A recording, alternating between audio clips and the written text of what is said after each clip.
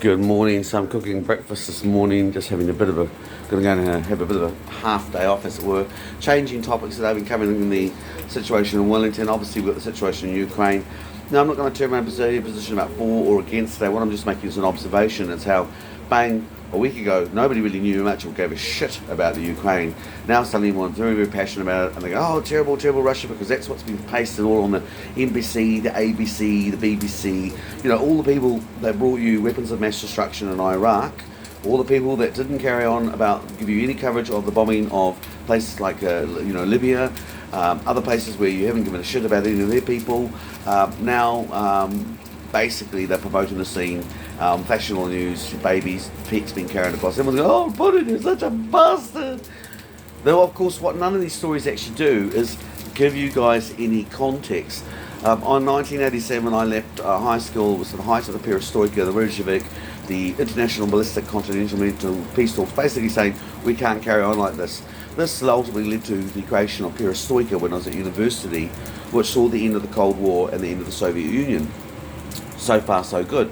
Obviously, at this stage, we still remember the Ukraine is no longer the Soviet Union, there's the Ukraine.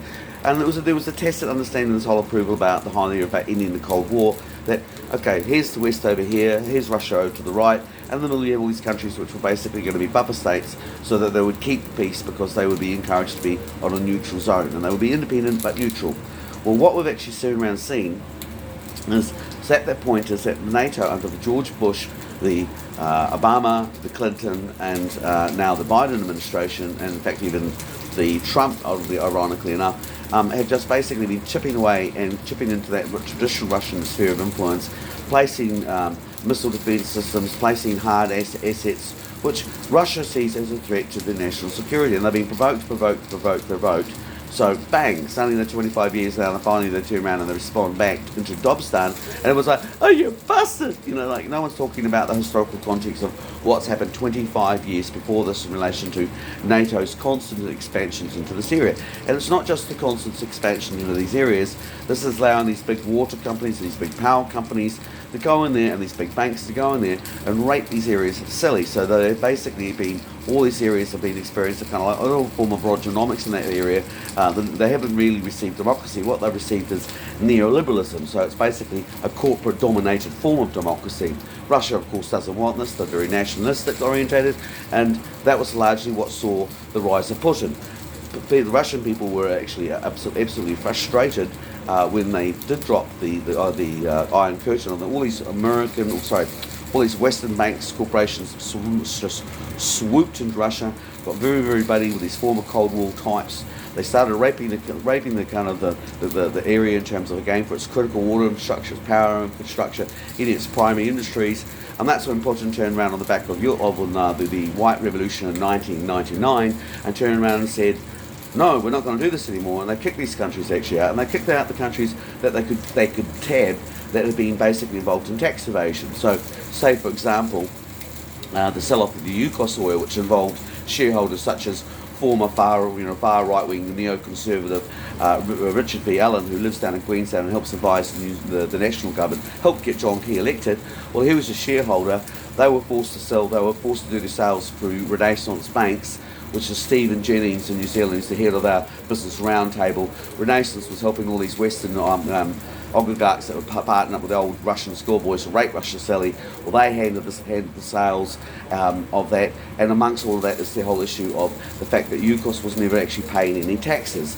The whole story of what went on there has again been completely turned back to front in the Western media. So all these big sort of money laundering things that we've been talking about here in New Zealand, like things like the SP Trading, when a big Russian entity was found loaded up with weapons going to the Middle East. Well, the guys that were actually banks that they were laundering, which later got all blamed as, oh, those terrible, terrible Russians, look what they're doing. Well, that was all basically these sort of Ronald Reagan boys. That was actually them doing that situation. They turned the story around and made them look like the goodies, and now the other ones peddling this terrible war about Russia. It's terrible what they're doing, standing up, what they're doing in the Ukraine, and that's again, so people aren't getting the full story and the full backdrop context. At the same time, of course, what's also largely happened is that At the end of the Cold War, we saw this freeze because the US had the missile defense systems and there was agreement to stop making intercontinental ballistic missiles.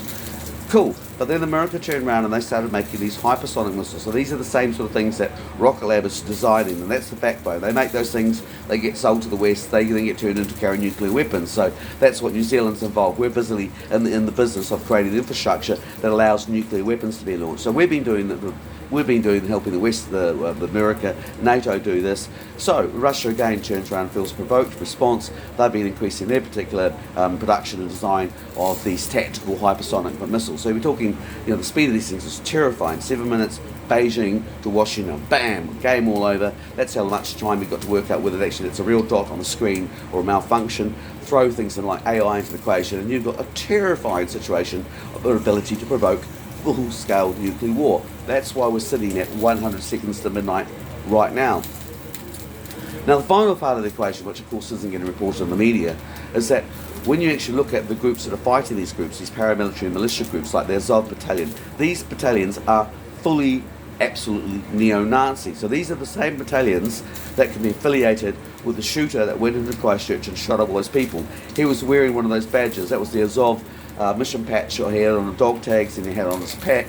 So 6 of the other people that were affiliated to the right-wing resistance, which was founded here in Christchurch, founded here in New Zealand by Cal Chapman.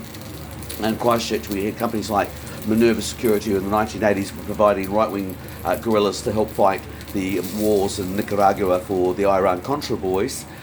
So fast forward to the 80s to the 90s, same sort of things going on in Christchurch. Suddenly all these Australians and New Zealanders get sent up over to the Ukraine. Some of them come back, they start carrying out terrorist attacks because right now racist, fully radicalised mofos. Well, what do you think is going to happen in Europe where all this money's been justified that, it's okay to fund the right-wing, far right in the UK and we won't pay any attention about that they're a bunch of racist mofos. Well, what will happen, of course, is that that'll become normalised and you'll actually see the rise of the right in Western Europe. So Putin is pushing up as much up against that far-right component, which so far, ironically, the left are giving cheerleading, going, yeah, go neo-Nazis. Does that not seem to you a little bit funny?